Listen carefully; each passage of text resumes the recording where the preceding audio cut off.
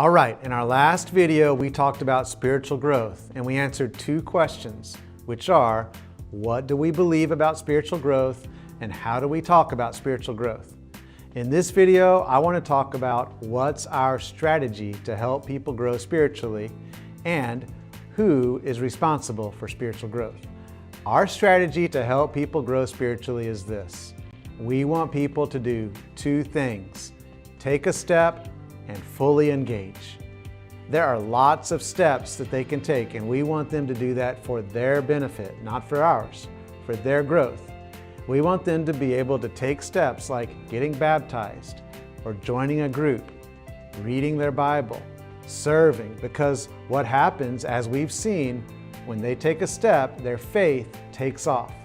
So here are 5 really strategic steps that people can take right here at Brazos Fellowship to be able to grow spiritually.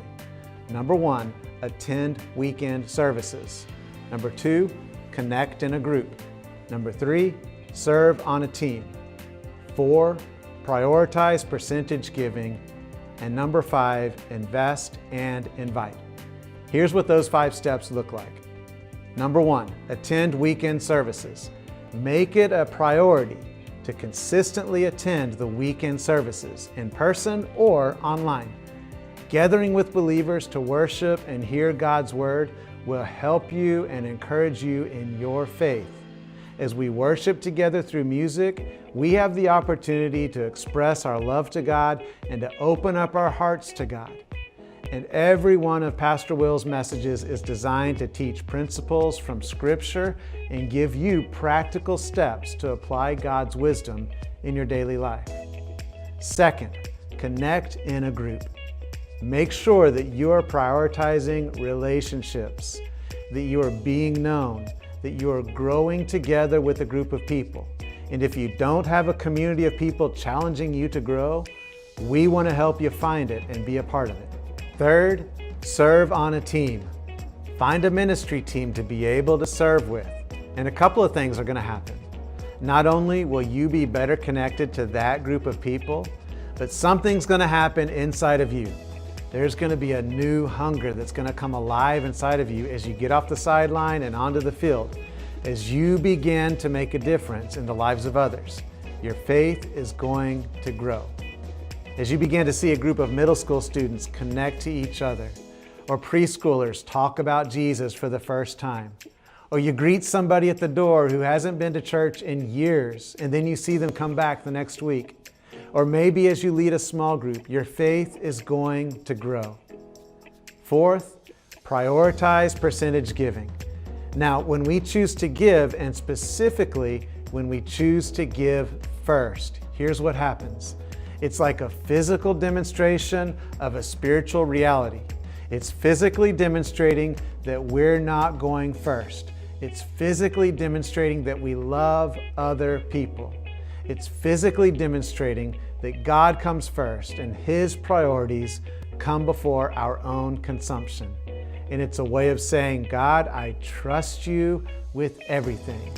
When we choose to give, specifically to give financially, it actually releases growth in other areas because we often realize that that stuff had a grip on us. And the 5th thing we can do is invest and invite. We invest in the people around us. We serve them. We love them. We help them. And then we invite them to take next steps. Maybe it's inviting them to church. Maybe it's inviting them into community. But whatever it is, when you see someone that you genuinely care for and you've been investing in, you see them take a step of faith, your faith is going to grow. These 5 areas, these 5 places we lean into, they're not for the church, they're for you. They're for you and your faith as you look to be able to grow spiritually. So here's what we do strategically. We create easy opportunities for people to take next steps and fully engage in those 5 areas. Okay, that's our strategy for how we strategically make it easy for people to grow. Now let's talk about who is responsible for it. Who is responsible for a person's spiritual growth? It's an amazingly important question. Who is responsible for your growth? It's important because what I've discovered in my own life is that when I answer the question correctly, I've experienced spiritual growth. And the opposite is true also. When I've answered it incorrectly, I've stalled out in my spiritual growth. So one of the things I want to talk about is that the church and the pastor is not responsible for your spiritual growth. However, the church does want to be a partner in your spiritual growth. The church wants to be able to create steps for you to be able to lean into, not to force it, not to demand it, not to try and convince you, but to be available when you're ready, when God is prompting, to be able to take steps of faith. And if you're in a small group, your group is not responsible for your spiritual growth. Or if you have a community of friends who walk along beside you in your spiritual journey, they are not responsible for your growth. As great as they are and as helpful as it is to have a group of people spurring us on, they are ultimately not responsible. Hopefully in your group, you'll experience accountability and belonging and care, and they'll encourage you and they'll challenge you and support you in your growth, but your group is not responsible for your spiritual growth. The truth of spiritual growth is that you are responsible for your spiritual growth, and I'm responsible for my spiritual growth. And as soon as I can embrace this, and as soon as you embrace this truth that we are all individually responsible for our own spiritual growth, then we can begin to own our spiritual growth. So I want to get really practical. How do we do that for ourselves? How do we prioritize and own spiritual growth for ourselves? Here's how we believe we do it, through 5 faith catalysts. We keep hearing these 5 things over and over that God consistently uses to grow our faith.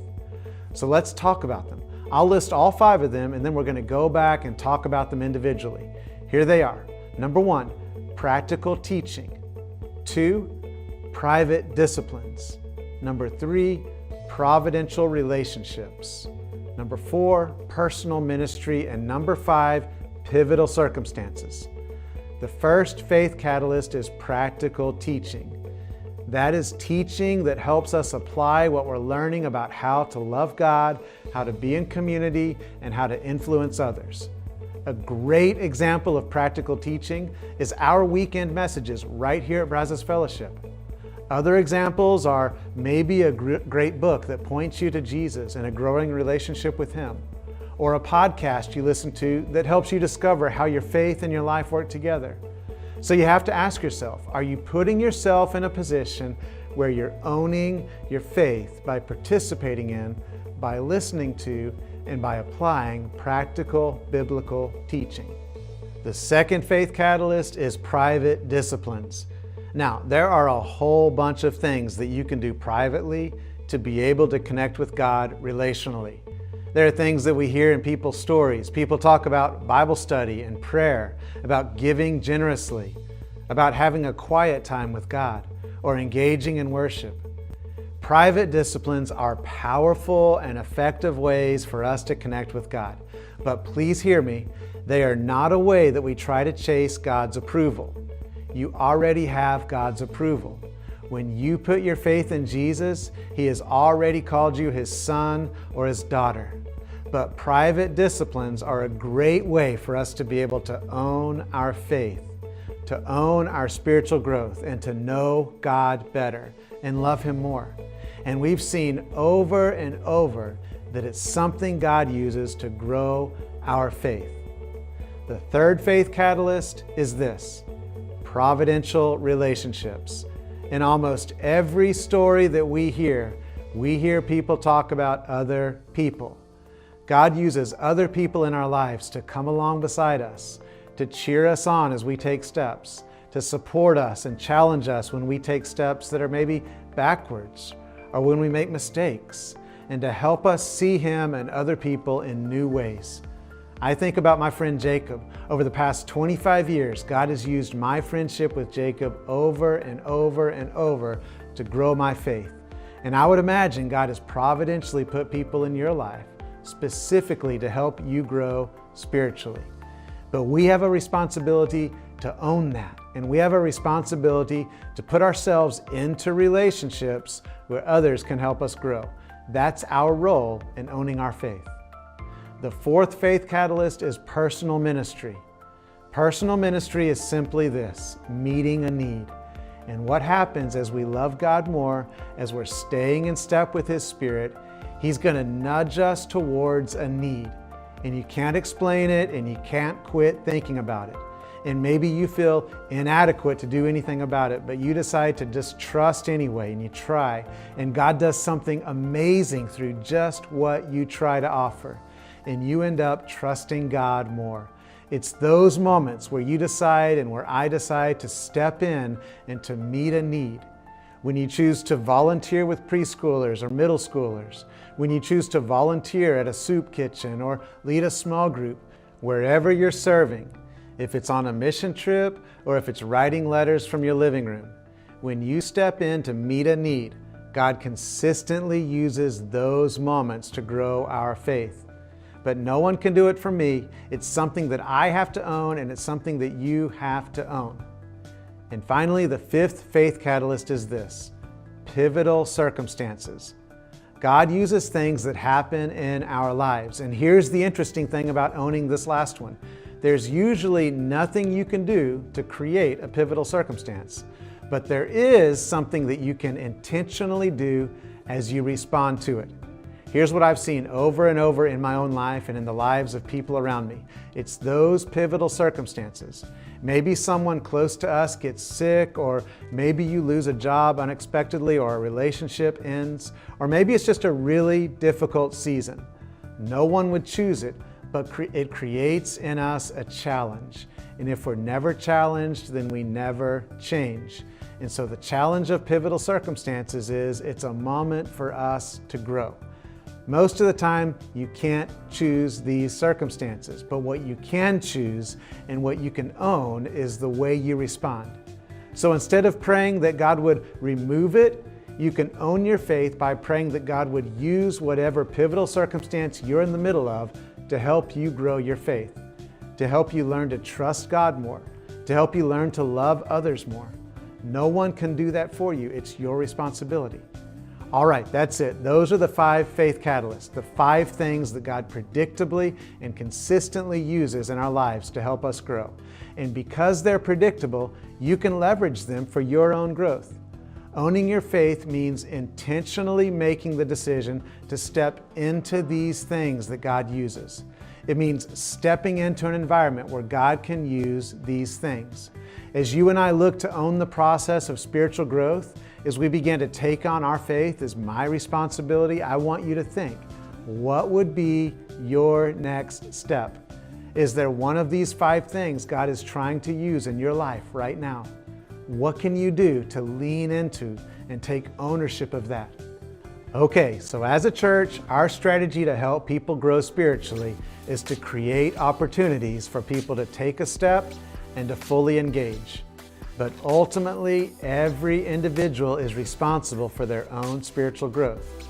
And the way you can own your spiritual growth is by leveraging these 5 things that God uses to grow our faith.